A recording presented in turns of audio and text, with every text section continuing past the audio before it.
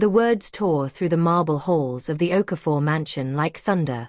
Obioma clutched her swollen belly, her water breaking on the imported Italian tiles as her husband Emeka stood over her, his face twisted with rage. "Emeka, please, the baby. I'm in labor," she gasped, doubling over as another contraction ripped through her body. "I said get out."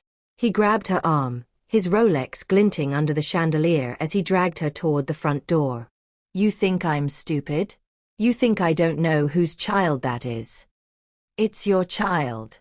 "Emeka, I've never." Her scream cut through the night as pain exploded in her abdomen.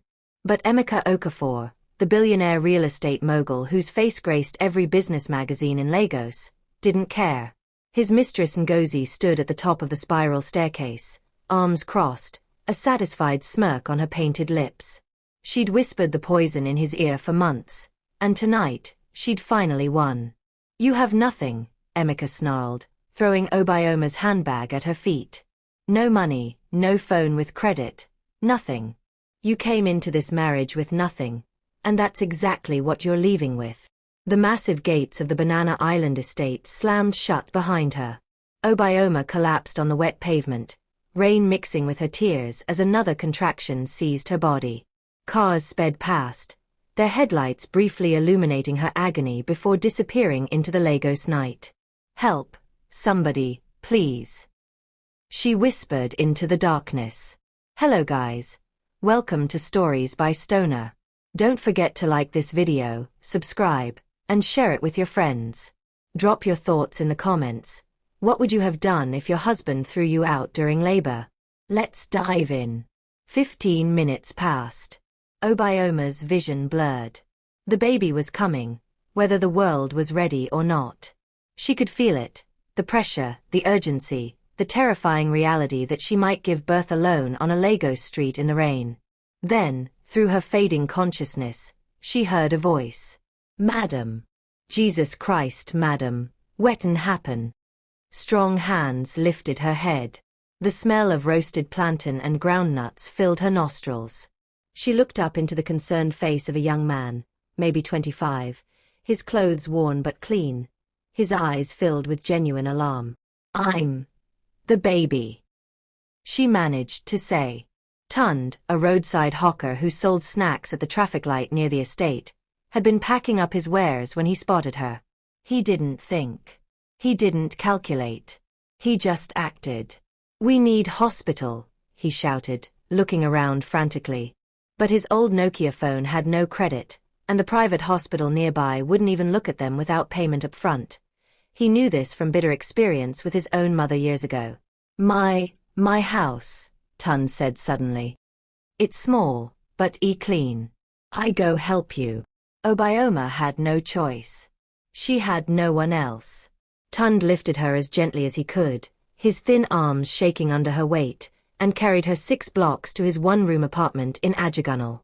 His neighbor, Mama Iko, an older woman who'd been a nurse before retirement, heard the commotion and came running.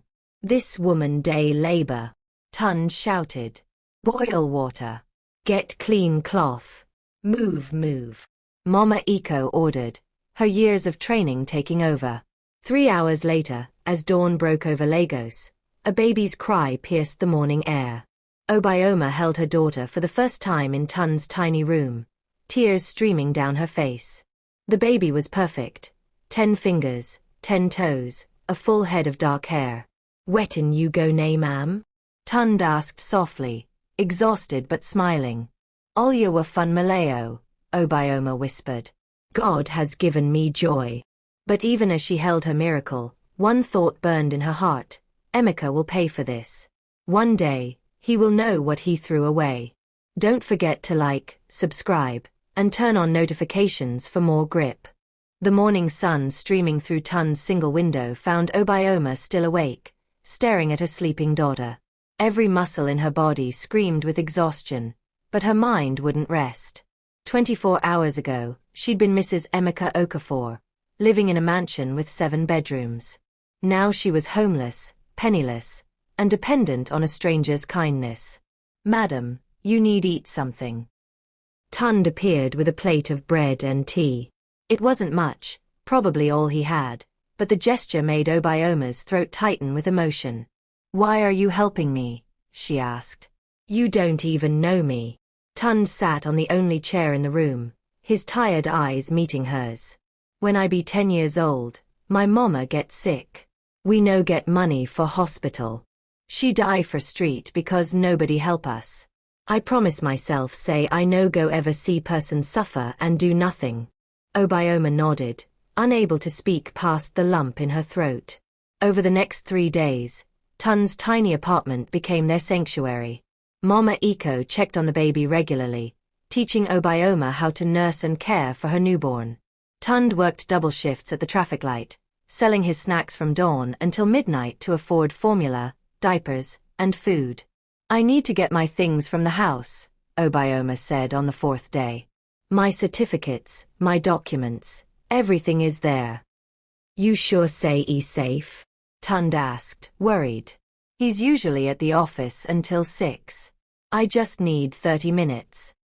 But when they arrived at the Banana Island estate, the security guards blocked them at the gate. "Oga Emeka Don give order. You no fit enter," the head guard said, not meeting Obioma's eyes. "Those are my belongings. My university certificates, my mother's jewelry." "Sorry, madam." "Order na order." Obioma's hands shook with rage and helplessness. 9 years of marriage, and she couldn't even collect her own possessions. Tund gently touched her arm. "We go find another way," he said quietly. As they turned to leave, a black Range Rover pulled up. Emeka stepped out, Ngozi clinging to his arm like expensive perfume. She wore Obioma's favorite diamond necklace, the one Obioma's late mother had given her. "Emeka!" Obioma rushed forward. "That necklace, it was my mother's. You have no right." "I have every right," Ngozi purred, her manicured fingers stroking the diamonds. "I'm Mrs. Okafor now. Everything that was yours is mine." Obioma's world tilted. "What?" Emeka wouldn't meet her eyes.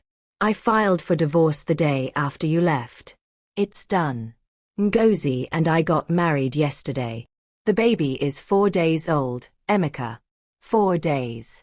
Your daughter." "That's not my daughter," he said coldly. "The DNA test will prove it." "What DNA test?" "You never." "I don't need one." "I know," he interrupted, his voice hard. "Now leave before I call the police for trespassing." Tund stepped forward, his jaw tight. "Oga, you need fear God. That woman born your Pekin for rain because of you. You throw her out like. And who are you?" Emeka's eyes swept over Tund's worn clothes with disgust. "Her new boyfriend? How much is she paying you to play this role?" The slap came before anyone could react. Obioma's hand connected with Emeka's cheek so hard the sound echoed across the compound. "I gave you 9 years of my life," she said, her voice deadly calm. "I managed your home, entertained your business associates, stood by you when your company almost collapsed. I was faithful, loyal, and devoted. And you threw me out like garbage while I was carrying your child." She stepped closer, her eyes blazing. "But you listened to me, Emeka Okafor. One day, you will regret this. You will see what you lost, and it will destroy you. That is my promise." Emeka's face paled, but Ngozi laughed. "Big talk from a woman who has to beg for shelter. Come, darling, we have dinner reservations at the Intercontinental." As the Range Rover disappeared through the gates, Obioma stood frozen, her entire body shaking. Tund waited quietly beside her until she was ready to move. "Make we go," he finally said. "You get your Pekin to take care of." On the Danfo bus back to Ajagunal, Obioma made a decision. She'd been Mrs. Okafor, the society wife who depended on her husband's wealth. That woman was dead. The woman who would rise from these ashes would be someone new, someone stronger, someone who would never be vulnerable again. "Tund," she said suddenly. "I need a job. Anything. I'll sweep floors, wash dishes, sell things at the roadside, I don't care. I need to stand on my own feet." Tun smiled for the first time in days. My cousin's sister, she get small restaurant for Yoba. She day always look for help. The pay no big, but ego fit start you. Then take me there tomorrow. That night, while baby Alyawa Fun Maleo slept peacefully in a drawer lined with blankets, their makeshift crib, Obioma made a list in an old notebook Tund gave her. It wasn't a list of revenge, though that desire still burned hot in her chest. It was a list of survival. Find work. Save money. Get documents replaced. Find better housing. Educate my daughter. Build a new life. And somewhere at the bottom, in small letters she almost didn't write, make him see. Don't forget to like, subscribe, and turn on notifications. Do you think Obioma can really rebuild her life from nothing? Drop your predictions in the comments below. 2 years crawled by like decades. Obioma's hands, once soft and manicured, were now rough from washing dishes at Mama Simi's restaurant in Yoba. She worked 12-hour shifts, 6 days a week, earning barely enough to contribute to rent and buy formula for Alyawa Fun Maleo. But she never complained. Every naira she saved went into a small tin box hidden under Tund's mattress, her escape fund, her future. Tund had become more than her rescuer. He was her friend, her brother, her family. He'd watch the baby while she worked late shifts, singing old fella cootie songs to make Funmi laugh. He never asked for anything in return, never made her feel like a burden. You too good, Tund, Obioma said one evening, watching him bounce Funmi on his knee while she prepared their dinner, rice and stew, simple but filling. "Na wetin human beings suppose do," he replied, making silly faces that sent Funmi into giggles. "Besides, this Pekin don become like my own Isief." But life in Ajagunal was hard. The room was cramped, the heat suffocating, and the noise from the street never stopped. Worse, Obioma heard whispers from neighbors, speculation about her relationship with Tund, judgment about her fall from grace. She held her head high and ignored them, but the words still stung. One Wednesday afternoon, Mama Simi called Obioma into her small office at the restaurant. "Sit down, my dear." Obioma's heart raced. Was she being fired? She couldn't afford to lose this job. "You sobby read and write well, ABI?" Mama Simi asked. "Yes, Ma. I studied business administration at University of Lagos." Mama Simi's eyebrows rose. "University? And you day wash plate for my restaurant?" Obioma's silence was answer enough. "Look, I day expand. I wan open another branch for Acadia. I need someone way fit manage the place, do the books, order supplies, manage staff.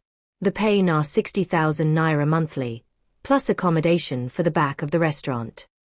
60,000 naira. Accommodation. Obioma's mind raced. It wasn't wealth, but it was dignity. It was a chance. "I'll take it," she said immediately. "You know one hear the condition?" "What condition?" Mama Simi leaned forward. "I need know who you be. Nobody with university degree day just appear from nowhere to wash plate. You day run from something? You do crime. Because I no fit afford wala for my business." Obioma took a deep breath and told her story. All of it. The mansion, the labor, the betrayal, the street, Tund's rescue. When she finished, Mama Simi's eyes were wet. "Jesus Christ," she whispered. "That man wicked soti. And you never report am to police. Report wetin? That he divorce his wife. No him own house. Law no day for my side for this matter." Mama Simi nodded slowly. "Okay. The job no your own. You fit start next Monday. But I go do something way you no ask for." "Ma. My husband, he be lawyer. Small lawyer, but e sharp. Make e look your case. Maybe we fit find way to get DNA test. Prove say that Pekin na him own, collect child support." What do you think? Should Obioma pursue legal action against Emeka, or should she just focus on moving forward? Drop your thoughts in the comments. Don't forget to like and subscribe for the next chapter. 3 months later, Obioma stood in her new home, a modest 2-room apartment behind the Acacia restaurant. It wasn't luxurious, but it was clean, safe, and most importantly, it was hers. Funmi had her own small bed now, and Obioma had managed to buy a used television and a small bookshelf. Tund helped her move the few belongings they'd accumulated. As they arranged things, Obioma felt tears threatening. "Wetin day worry you?" Tund asked, concerned. "I'm just grateful for everything you've done. I don't know how to repay you." "You no need repay me," Tund said firmly. "Just make sure say you and Funmi day alright. That one nor enough payment." But Obioma had already made a decision. From her savings tin, she pulled out 50,000 naira, nearly everything she had, and pressed it into Tund's hands. "Take use to expand your business. Buy better cart, more stock. You don't suffer with me for too long." Tund tried to refuse, but Obioma was insistent. Finally, he accepted with tears in his eyes. "I go make you proud," he promised. Meanwhile, across Lagos in Banana Island, Emeka Okafor's world was beginning to crack. His marriage to Ngozi had lost its shine within months. She spent money faster than he could make it: designer bags, expensive trips to Dubai, a new Range Rover every year. His business partners whispered about him behind his back, remembering how he'd treated his first wife. 2 major deals fell through when potential investors quietly backed out, uncomfortable with his reputation. But the real problem was deeper. Ngozi couldn't have children, something she'd hidden from him until after the wedding. When he confronted her, she'd laughed. "So what? We'll adopt. Or you can manage with just me." But Emeka had wanted an heir. Someone to carry his name, his empire.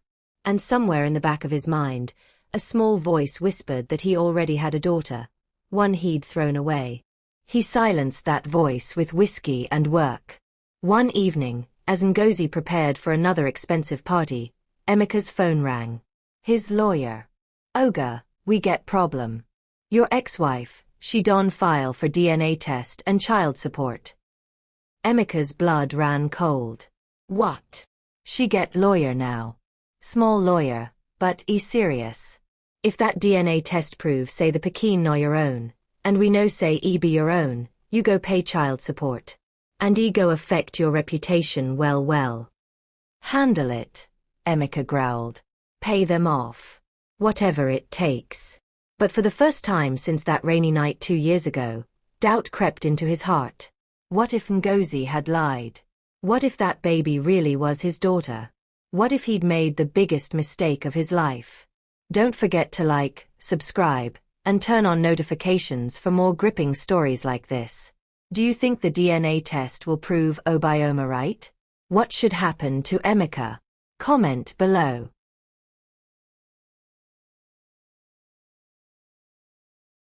The DNA test results arrived on a Tuesday morning.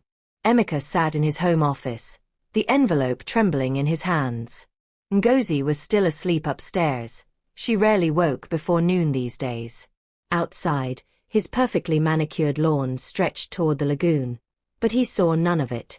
All he could see was that rainy night, Obioma's face as he dragged her to the gate, her screams as the contractions tore through her body. He tore open the envelope.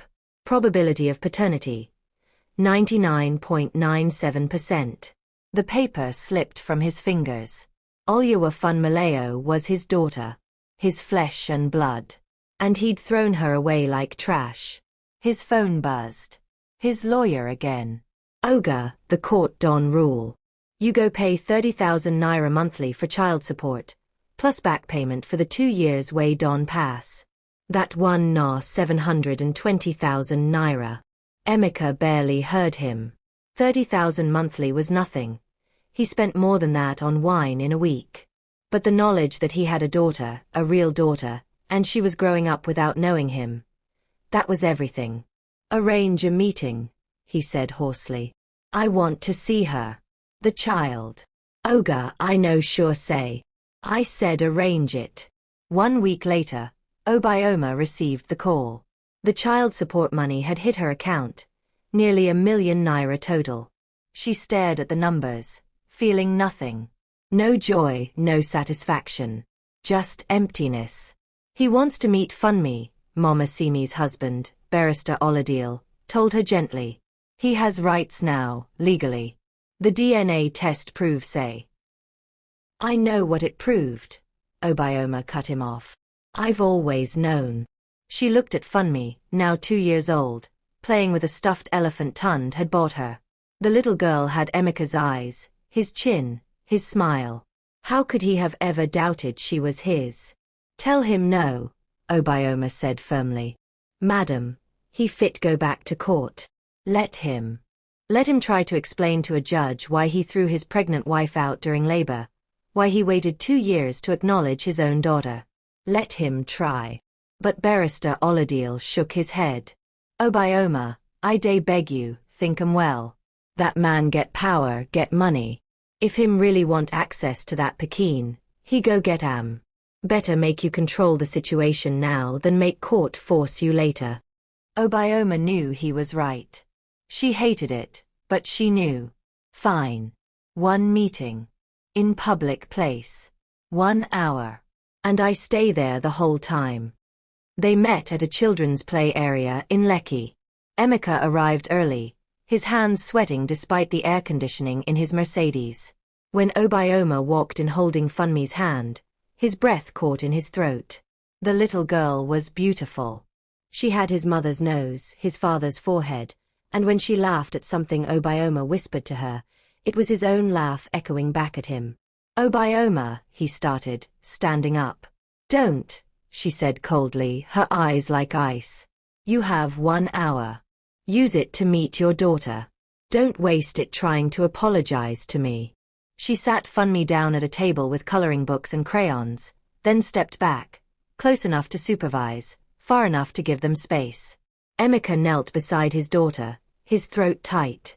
Hello, Funmi. The little girl looked up at him with curious eyes. Hello. Who are you? I'm.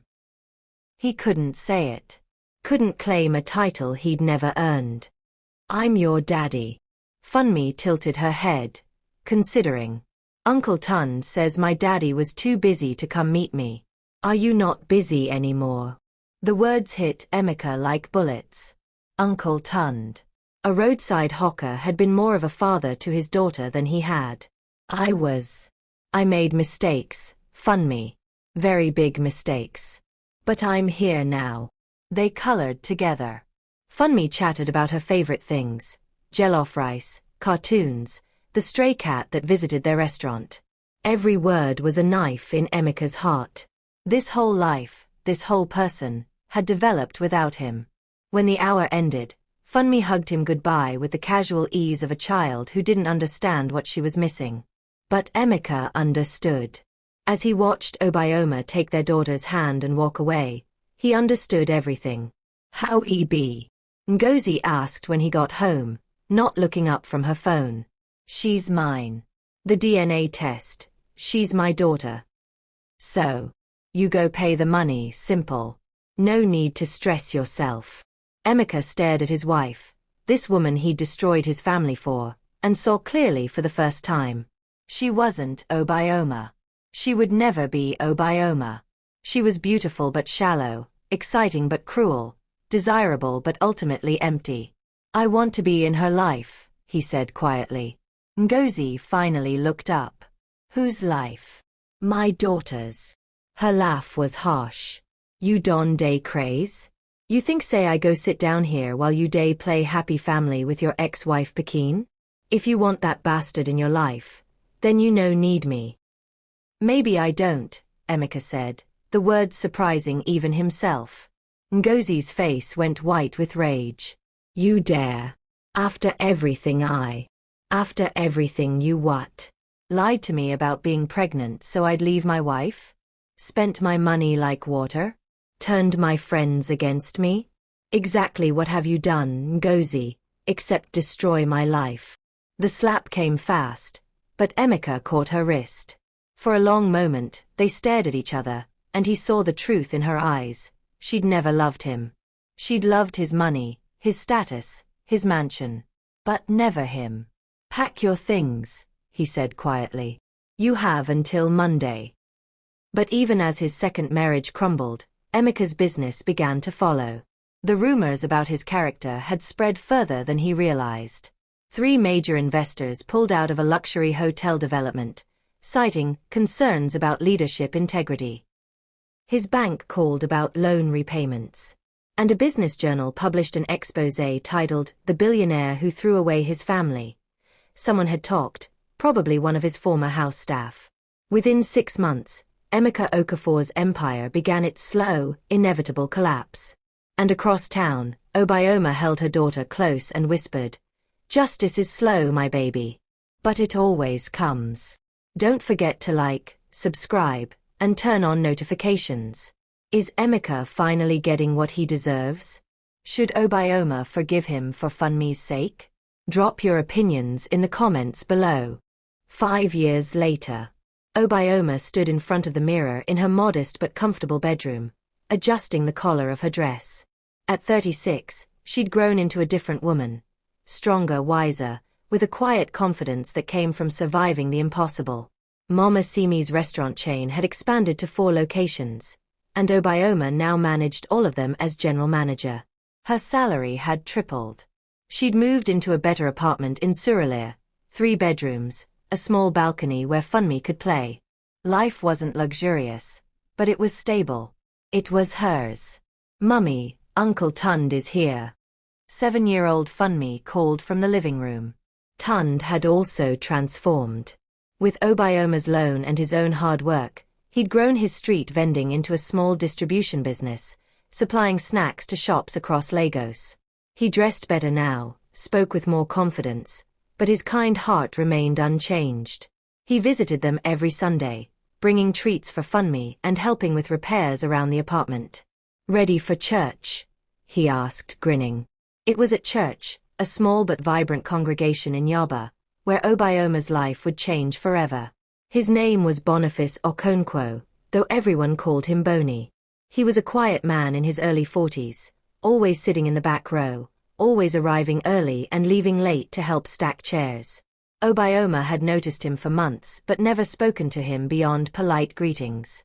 What she didn't know was that Boni had built a successful import-export business over 15 years. Nothing flashy, but extremely profitable. He owned properties across Lagos, had investments in 3 African countries, and lived comfortably in a compound in Lekki Phase 1. But he dressed simply, drove a modest Toyota, and told no one about his wealth. He'd seen too many friendships destroyed by money. After service that Sunday, Boni approached Obioma as she waited for Funmi to finish Sunday school. "Excuse me, Sister Obioma. I hope say I no day disturb you." "Not at all, Brother Boni. I day notice you here for church, and, well, I go like no if you fit allow me take you and your daughter out for lunch." "Nothing serious, just fellowship." Obioma hesitated. She hadn't been on anything resembling a date in 7 years. The thought terrified her. "Please," Boni added quickly, seeing her doubt. "No pressure. Just lunch. I know small place where get good jollof rice, and I see say your daughter like jolly."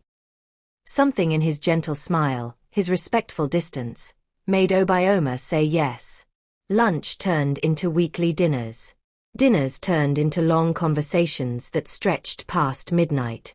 Boni was patient, asking nothing, demanding nothing, simply present. He listened to Obioma's story without judgment, his eyes growing sad when she described that rainy night.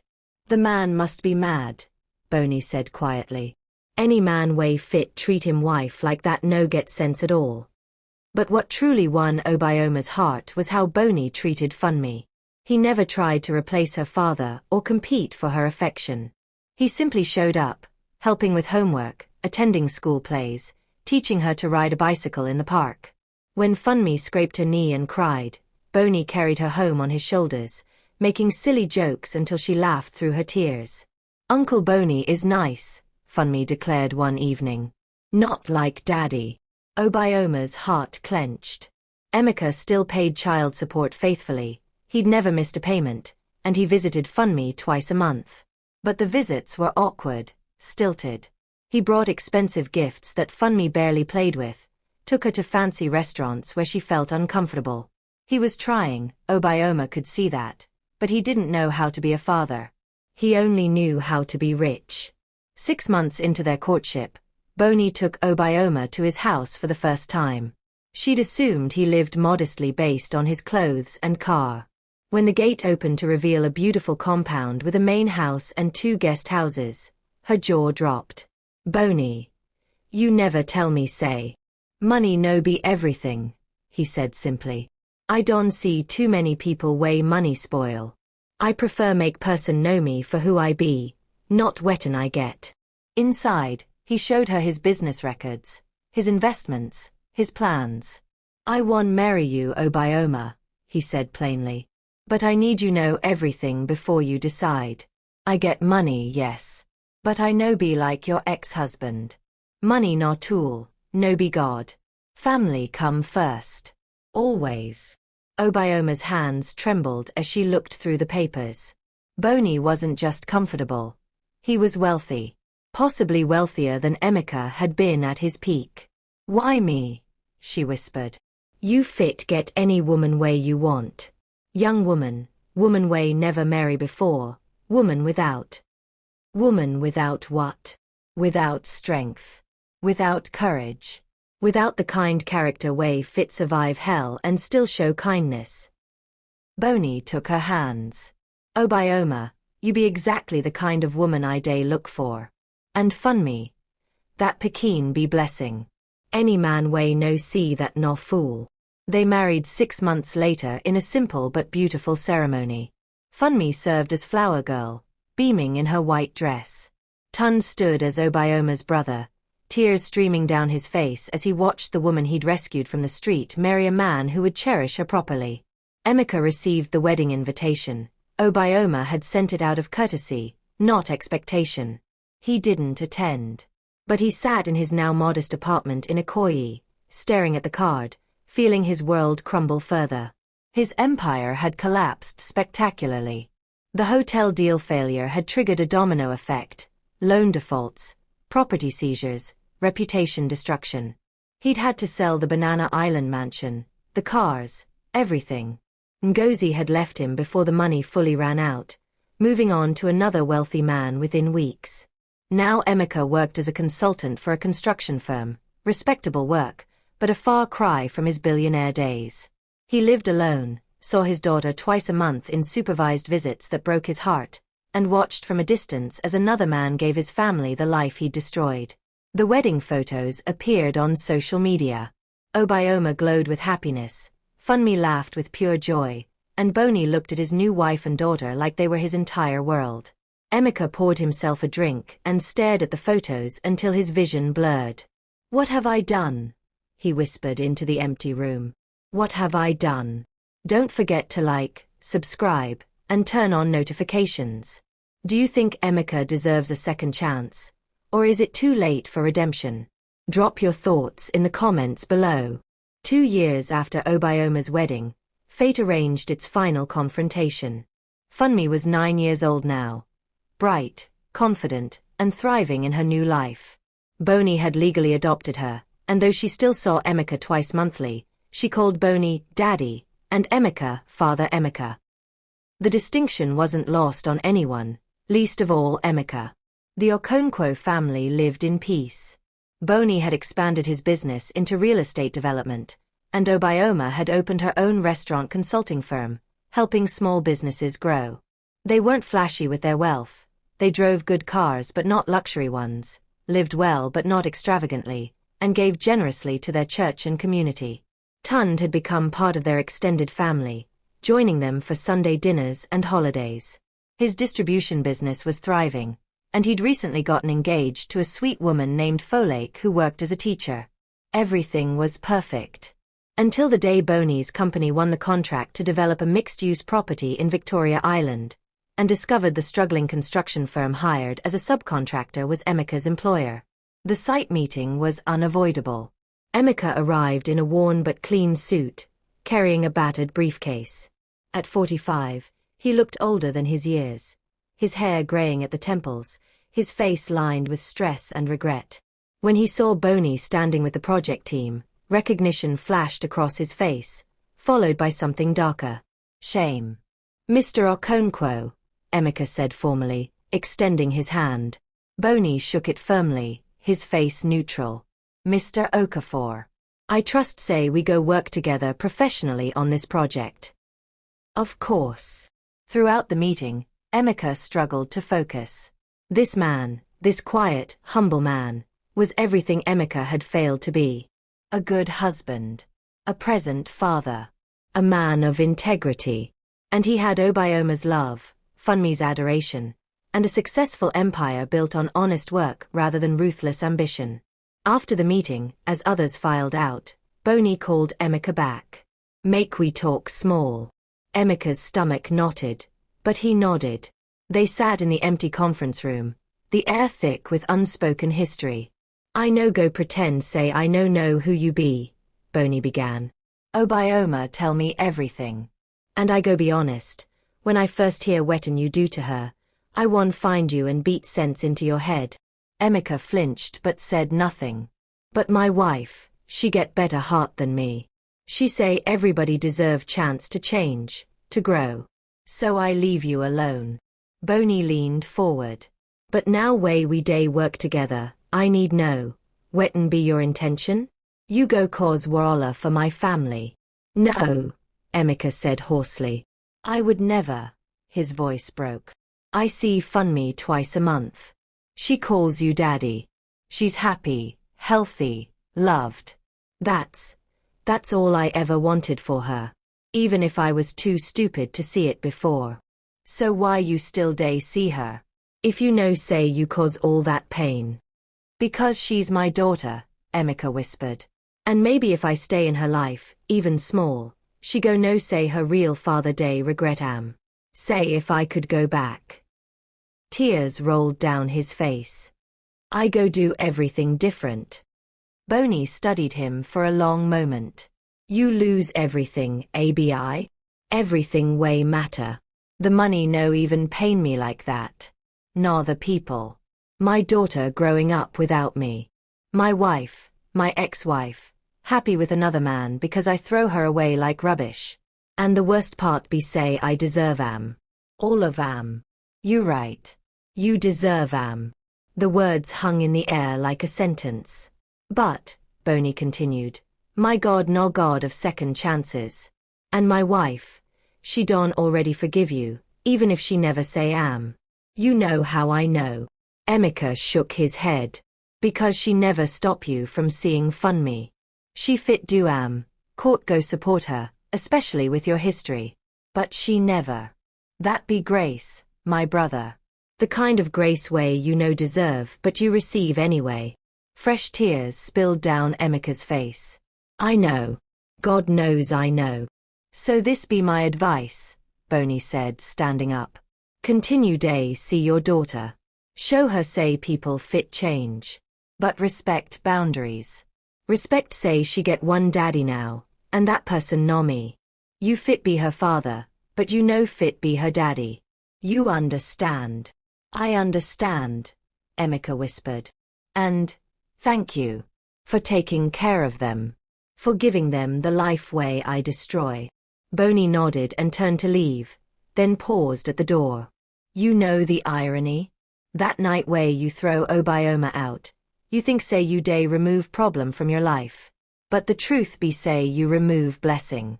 Everything way you get now, the respect, the love, the real family, you throw 'em away for nothing. 3 weeks later, Funmi's school held its annual father-daughter event. Emeka had never been invited before. Boney always attended as her father. But this year, Funmi did something unexpected. She invited both of them. Father Emeka, she said during one of their visits, her 9-year-old face serious. I know say you be my real father by blood. And I know say you day try now. Daddy Boney talked to me about forgiveness and second chances. So, you fit come to the event? Both of you. Emeka's throat closed up. You want me there? Yes. Because even though you make mistake before, Mummy say everybody deserve chance to be better. And I won't give you that chance. On the day of the event, Emeka arrived early, nervous as a teenager on a first date. He saw Boney arrive with Obioma and Funmi, all of them laughing about something. The happy family he'd destroyed and could never reclaim. But when Funmi saw him, her face lit up. Father Emeka, you came. She ran to him, and for the first time in 9 years, Emeka hugged his daughter without the weight of guilt crushing him completely. Then she grabbed his hand and Boney's hand and pulled them both toward the school field. Come. The race about to start.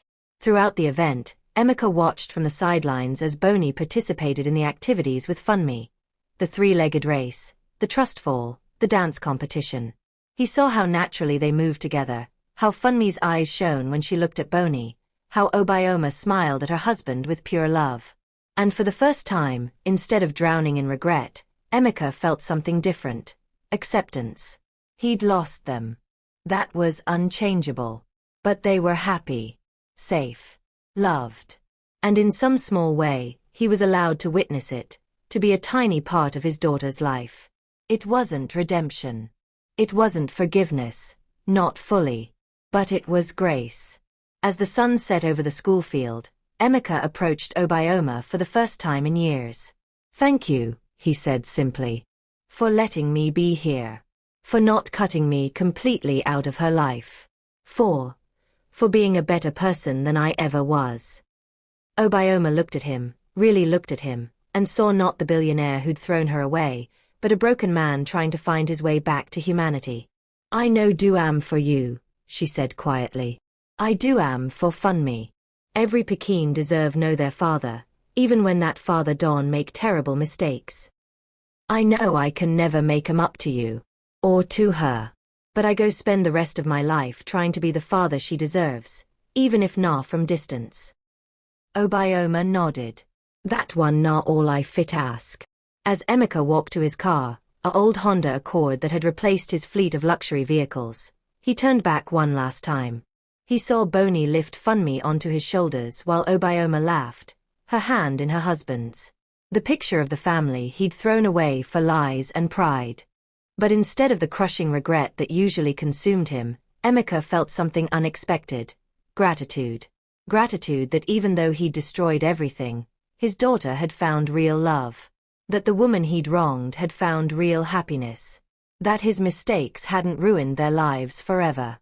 He got in his car and drove away, and for the first time in 9 years, Emeka Okafor cried tears that weren't just for himself. They were tears of acceptance. Of letting go. Of finally understanding what he'd lost, and why he deserved to lose it. Thank you so much for watching this emotional journey on Stories by Stoner. If this story touched your heart, please like this video, subscribe to our channel, and share it with friends and family who love powerful African stories. Drop a comment telling us what you learned from Obioma's strength and Emeka's fall. Should there be redemption for people who hurt us deeply? Can people truly change? We'd love to hear your thoughts. Don't forget to turn on notifications so you never miss our next powerful story. Until next time, remember, your past doesn't define your future, your choices do. God bless you all.